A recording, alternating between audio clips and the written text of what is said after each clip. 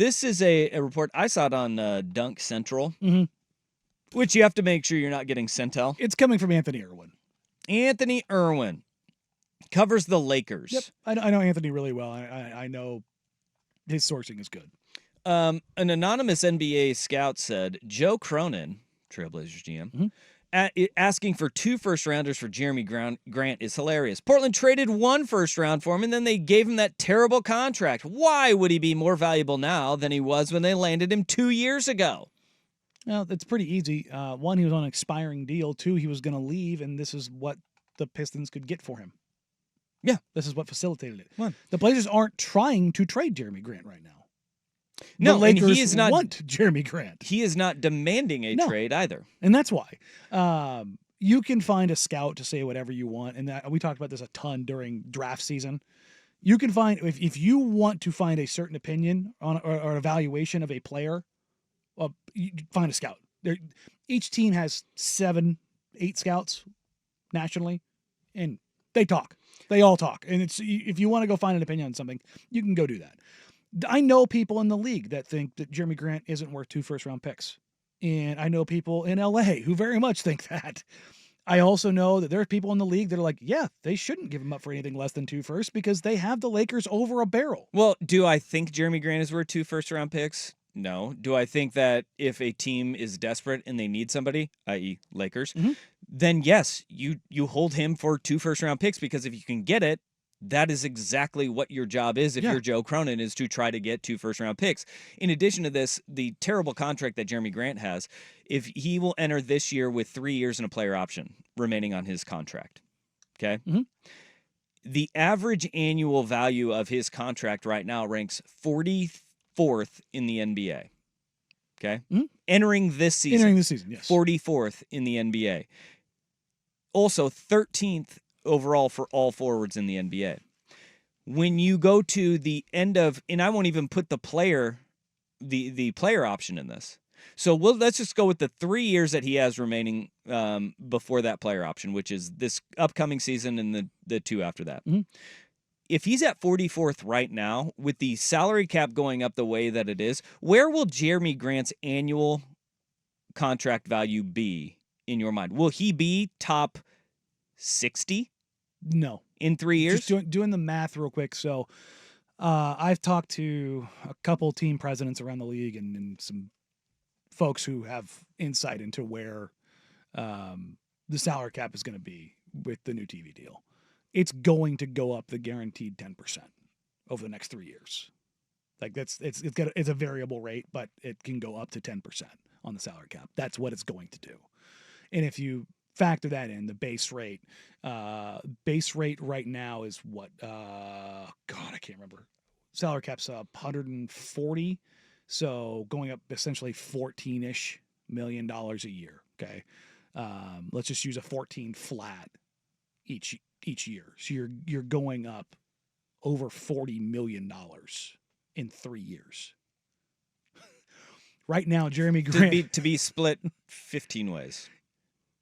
Right now, Jerami Grant's contract is just over 20% of the total salary cap. The last year of his deal, he's going to be at like 14%. 14% of the cap. Of the total cap, which is nothing. Yeah. It's nothing. And that's where I look at it and you say, were they paying the freight early? Yeah, because they weren't trying to win. And you need to get the salary floor. Oh, by the way, you got to pay guys. Yeah, you have to get to that salary floor. And there's going to be so many guys that come up with deals before him where he's going to keep on climbing, or he's going to keep on falling as other guys climb up that salary ladder. And so that's why I look at it and I say, is it really that terrible of a deal for Portland if you are going to be sitting here looking at it going, he doesn't want to be traded right now. We needed to sign him to keep him. And then even if the Blazers do hold on to him past the start of the season and up to the trade deadline, or hell, even through this entire regular season, next year, the $32 million that his average deal is going to be pushing him down even further. I bet you by the start of next season, he's not even a top 50 paid player in the NBA on annual average salary. No, I don't. He won't be. No. So I think there's a lot of factors that are at play here that sit there and go, Okay. Was it a steep price? Yeah. When they signed it, it absolutely was. But you always have to look forward to what the salary cap is going to be doing, what the market will offer for a guy Predicting like what the adjustment is going Jeremy to look Grant, like. Yeah. and the fact that this anonymous scout is probably a scout for the Los Angeles Lakers if a Lakers reporter is reporting this. I mean, you can draw some lines pretty simply. And then you sit there and you go, yeah, of course they want to suppress the value of Jeremy Grant because they know that they're desperate, and that's why Joe Cronin's asking for 2 first-round picks for him. Yeah. And the other part of this that is interesting beyond Jeremy Grant is there is a move being done by media folks and anonymous sourcing about Jeremy Grant's injury history over the last 3 years, which I would beg one writer to do 1 ounce of work and go, I wonder why Jeremy Grant missed all those games. Blazers weren't trying to win. I think that's the big one. Sean right there. Devaney of Heavy.com they said the Lakers are balking at the price tag for $160 million star. First of all, that's how they did the headline, which lets you know it's clickbaity as hell. But on top of that, he cited Jeremy Grant's various injuries and how injury prone he was. And it's just like, I am begging somebody to do an iota of research, because if I saw a guy if a guy missed a bunch of games over 3 years, I'd go look, okay, what are the injuries and when do they occur? That's weird. Post All-Star break, they just start to just pile up. Yep. Out of nowhere. Yep. Crazy. Yep. I don't understand. Healthy the whole rest of the year. Just boom, the second the All-Star break hits. I don't understand. Like, is something in the water up there? It's just it's difficult. It's truly impossible. These injuries they just really pile up. Yeah. That is a really good point, though, of a lot of these guys that now but because I think what we do is we get so caught up in the guys who are on teams that matter that get injured regularly, and they're trying to win, and then all of a sudden they break down, and you're like, well. Jamal Murray's a great example of this, right? Yeah.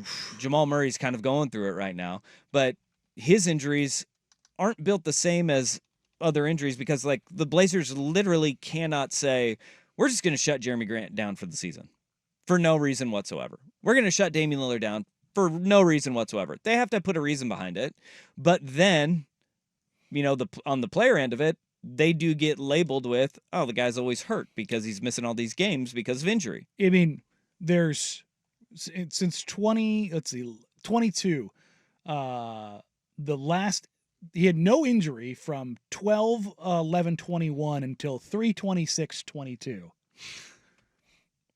Year and a half without an injury, and then calf was the only thing cited from the end of March to close out the year. Yeah, them's the breaks. And then he had he rolled an ankle, which everybody saw in the game, the beginning of November in 22. I remember that very clearly. He missed 2 games. He came back, and then he got run over. He landed awkwardly in his back. He missed a week for his back. After that, you have quad concussion, rest, quad concussion, back, quad, hamstring, hamstring. And it's all like 1 month apart. Maybe when the Blazers would like rifle off like 3 wins and then be like, all right, shut him down. We need to make sure we relax it here. Huh. Interesting. This will be, I hope the Blazers do get the 2 first-round picks, but like if they're taking D'Angelo Russell, they are. The conversation around, Joe Cronin asking too much, I think every Blazer fan should want your GM to ask for too much at this point in the season. You have especially for the Lakers, you have a team that is desperate right now. Now, if you get nothing for Jeremy Grant, then that's a bigger issue. But your GM asking for too much, that's exactly what Danny Ainge does. Yes. And what Danny Ainge does is he asks for the moon and waits until you get desperate enough to pull the trigger on it. And that's the thing is the Lakers, what's been really funny is watching this juxtaposition right now between Lakers fans and the Lakers front office. Because Lakers fans are watching Braun and AD play in FIFA and looking otherworldly. Like, see? That's world championship caliber. Which I'm all about. Yeah, fan base, talk yourself into believing that Braun and AD is enough for you to win a title because they're beating up on FIBA teams. Definitely. That's what you should be doing. There's 65 NBA players playing in the Olympics this year? Yeah, outside of the Team USA. Yeah. Every single team in the NBA Is an NBA player. Is an NBA player. But hey, Noah Lyles was wrong. Winning an NBA title is harder.